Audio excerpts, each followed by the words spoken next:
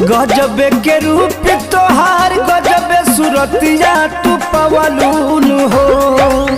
गजबे के रूप तोहार गजबे सूरतिया तू पवलून हो। गोरी हमके दीवाना बनवलून हो। गोरी हमके दीवाना बनवलून हो। झलके बदन पूरा कहवा से कुरुती सियावलून हो। गोरी हमके दीवाना बनवलून हो। गोरी हमके दीवाना बनवलून हो।